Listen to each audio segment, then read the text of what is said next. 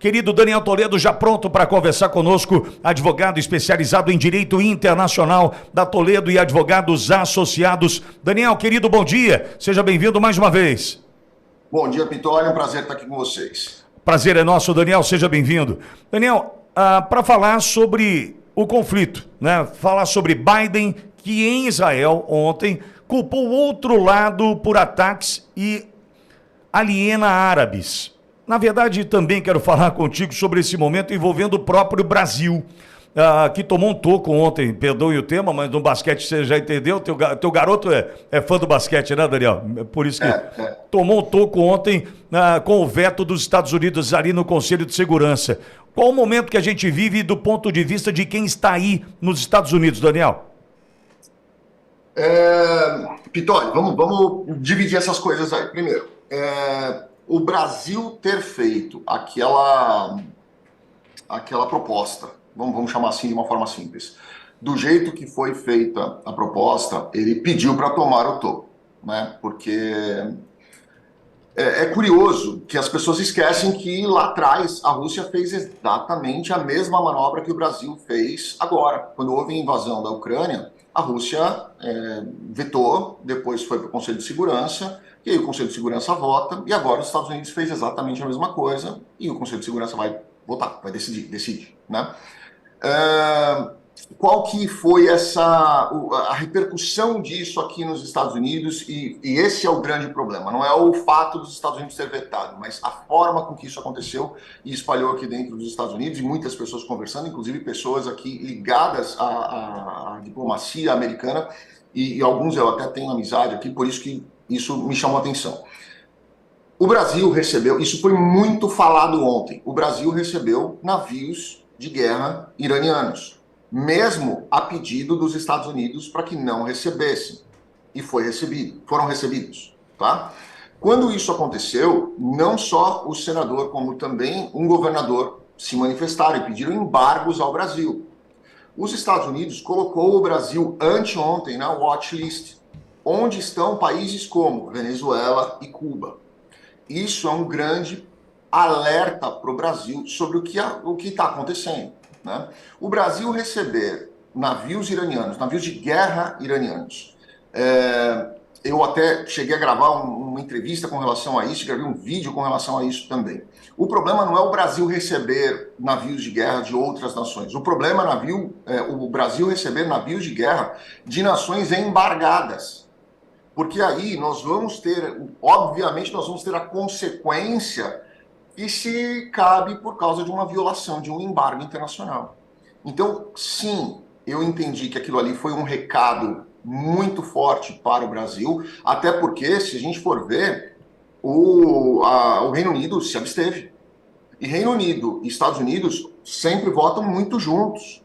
O Reino Unido se absteve. Os Estados Unidos podia também falando, eu vou me abster, não vou votar. Mas fez questão de vetar, e eu entendo, e muitas pessoas aqui entendem, com o único propósito de dar um alerta para o Brasil. Olha, vocês não estão indo num caminho legal. Daniel, e eu venho fazendo esse alerta aqui já há dias na programação desse caminho, entrando num beco sem saída ou rumando para um precipício, diplomaticamente falando. Porque, Daniel, veja só, quando o Brasil não consegue se posicionar com relação ao grupo terrorista Hamas, ele está dando todas as oportunidades e brechas para que a gente conclua que está ao lado do grupo. Aí, ao mesmo tempo, vem Nicolás Maduro e apoia o Hamas, vai contra Israel. Tem os navios que você acabou de mencionar, iranianos atracando por aqui.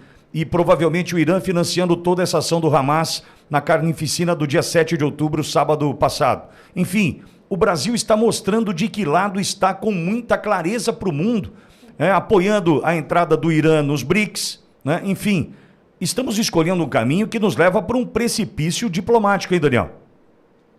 Não só para um precipício diplomático, mas para um precipício financeiro, porque os embargos que esses países já sofrem podem recair sobre o Brasil.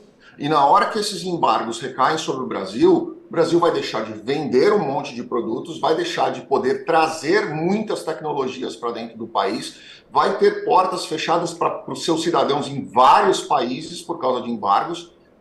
eu não sei o que as pessoas estão pensando quando elas fazem esse tipo de opção. Mas corremos esse risco nitidamente depois do recado dado ontem, né, Daniel? Nitidamente, na verdade o recado começou anteontem, né? O Brasil entrou na mesma watchlist, não quer dizer que aquilo ali é uma lista de terroristas, quer dizer que, olha, nós estamos de olho porque esse país aqui, ele tá esquisito, tá? Ele entrou nesta watchlist anteontem, exatamente, terça-feira. Ontem houve essa história do veto. Então nós temos aí nitidamente os Estados Unidos mostrando aí a insatisfação com o que está acontecendo dentro do país. Daniel, então, antes de falar de Biden, Borgo está aqui comigo, tem uma questão para você, pois não, Bogão? Doutor Daniel, forte abraço, bom falar com o senhor. Obrigado, Borgo, um abração. Doutor, mais uma vez, conversamos agora com o professor Ariel há pouco, e eu vou insistir nessa questão, porque foi publicada a interferência dos Estados Unidos durante as eleições, através da CIA, não lembro se foi no Washington Post, foi no Financial Times. Financial Times, que os Estados Unidos estariam ali como se estivesse garantindo o resultado das eleições, como se o presidente Bolsonaro pudesse interferir em alguma coisa sem acesso ao Tribunal Eleitoral. Nós sabemos que é completamente ao contrário. Mas, enfim, o Biden não sabia desse alinhamento com os estados totalitários, com as ditaduras, com o Putin, com o Hamas, com o Hezbollah. Eles já não sabiam disso aí, não previam essa possibilidade desse alinhamento com as ditaduras e esses estados que praticam, que apoiam terroristas? Borgo, excelente pergunta, e você me coloca numa saia justa aqui, porque eu vou ter que falar algumas coisas que... Mas só tem a gente ouvindo, viu, Daniel? Só tem a gente ouvindo. Vamos lá, eu vi uma frase ontem, Borgo, que me fez pensar bastante, tá? E ela disse assim: os Estados Unidos querem o Brasil como líder regional, não como líder mundial. E eu fiquei pensando bastante nisso, né? Eu falei, poxa, mas será que só os Estados Unidos querem o Brasil como líder regional e não como líder mundial? Você acha que a China vai permitir que o Brasil seja líder mundial? Você acha que Rússia vai permitir que o Brasil seja líder mundial? Você acha que algum outro país vai permitir que o Brasil seja líder mundial? Não vai, né? Então, assim, não dá para a gente imaginar que existam pessoas boazinhas. Mas, óbvio que os Estados Unidos estão mais perto do Brasil. E é óbvio que o Brasil tem um tamanho tão grande quanto os Estados Unidos, um pouco menor, mas assim, em questão de território, o Brasil tem bastante território, e eu acredito que até o Brasil tenha territórios até mais férteis do que os Estados Unidos. Se a gente for olhar aí a área de congelamento dos Estados Unidos, desertos e tudo mais, a gente tem até áreas mais férteis. Então, é importante, né, estrategicamente, para um país uma nação, vamos dizer assim, que mantenha o outro ali sob controle, sem grandes poderes para decolar.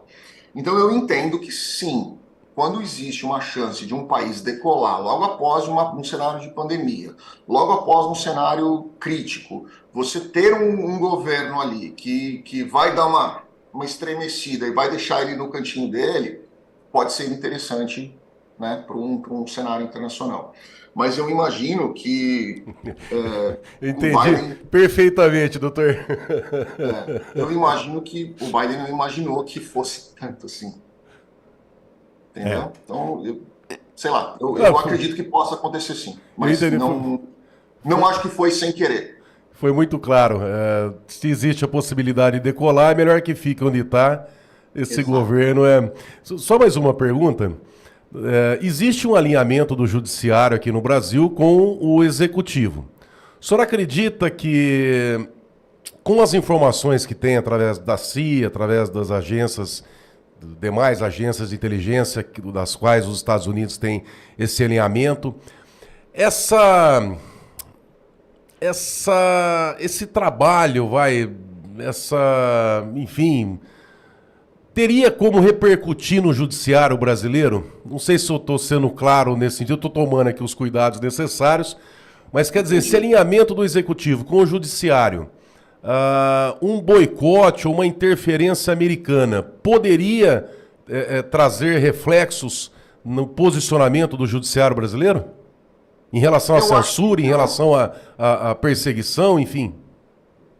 Não, eu acho que não. E, bom, você como advogado sabe disso também, né? Às vezes a gente vê algumas coisas que a gente não consegue entender. A gente fala, como que isso aconteceu? Mas por que que isso aconteceu? A gente não consegue entender. Mas eu acho, e isso eu acho honestamente mesmo, tá? Eu acho que se existe algum tipo de interferência, se existiu e se existe, ou alguma coisa assim, de algum tipo de interferência dos Estados Unidos no Brasil, eu tenho certeza absoluta que eles estão apavorados com o que eles estão vendo acontecer, porque não, ela está indo totalmente para o lado contrário. Eles estão colocando literalmente o Brasil e o Irã. O Irã assim, é declarado, é arqui-inimigo declarado dos Estados Unidos. Ele desenvolve armamentos e dizendo, conseguimos com este daqui atingir o território americano. Falam abertamente, não é que a gente consegue atingir, posso atingir qualquer lugar do mundo. Não, eles falam, consigo atingir o território americano. Então, é nítido e claro esse conflito, essa rivalidade do Irã com os Estados Unidos. E aí eu pergunto, será que não existe aí também uma informação da CIA, ou do FBI, ou do Serviço Secreto, o que seja, no sentido de, poxa, vamos tentar consertar isso aqui, vamos tentar alinhar essa situação para que a coisa não aconteça mais? Pode ser que tenha, mas eu não acho que ela seja tão forte ou tão efetiva a ponto de impedir algumas coisas, porque senão já teria impedido. E não quer dizer que eles não tentaram, né? Só quer dizer que não conseguiram impedir. E eu vejo cada vez mais, pelas decisões que hoje estão sendo tomadas e pelos caminhos que estão sendo escolhidos, que nitidamente o Brasil está indo por um lado, acreditando demais nos BRICS, né? Acreditando, os BRICS vão me salvar e vão, sei lá, para mim vai ser a melhor coisa do mundo, que agora Dilma, presidenta, né? Mas eu acho que está cavando uma cova que Também acho. chega a ser assustador para quem está do lado de fora olhar. Eu também acho. Daniel, e a tua avaliação da ida de Biden a Israel? No começo eu era contra, né? Até porque, pô, Pitoli, alguém com a idade dele, né? Com a fragilidade que ele tem, você olha para ele e fala baixinho, todo presidente fofinho ali, né? Mas aí você olha para ele, você já passou da idade, você vai ficar dando oportunidade para Deus te chamar? Não vai para o conflito, né, cara? Não vai para o conflito, vai para a igreja, não vai para o conflito. Mas ele foi para lá, né? E no começo eu até fui contra, até brinquei, falei, pô, mas o que ele está fazendo lá? Mas é o seguinte, eu entendo que foi importante ele ir, portanto que ele foi e voltou, né? Foi importante ele ir por causa da questão do bombardeio ali no hospital, onde ele próprio foi lá, pegou as informações do serviço secreto, verificou as informações e falou para o povo americano, olha, o que aconteceu foi isso, esse míssil não tinha como sair daqui e cair aqui, esse buraco aqui foi feito por um míssil pequeno, não foi feito pelas bombas que Israel está usando. Isso aqui não tem como ter sido desse jeito. E ao ângulo, aí ele mostrou isso aí e veio para a televisão americana. Então isso, para a opinião pública mundial, foi extremamente importante, né? Concordo. E com relação ao posicionamento, ao envio de porta-aviões, também mostra esse alinhamento e a defesa dos Estados Unidos diante do que Israel passa agora, né, Daniel? Eu acho que os porta-aviões que estão ali, o Pitoli, eles têm outro propósito. Peço a Deus para estar errado, tá? Mas eu acho que eles têm outro propósito ali. Eu acho que eles estão ali não é por causa de Israel, não. Eu acho que eles estão ali justamente para evitar que o Irã tente fazer alguma coisa e já estão mandando um recado para a Síria, que está ali pertinho também.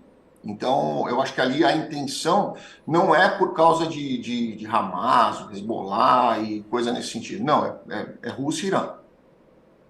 E esse é Daniel Toledo, advogado especializado em direito internacional da Toledo e Advogados Associados. Daniel, mais uma vez, obrigado por estar conosco.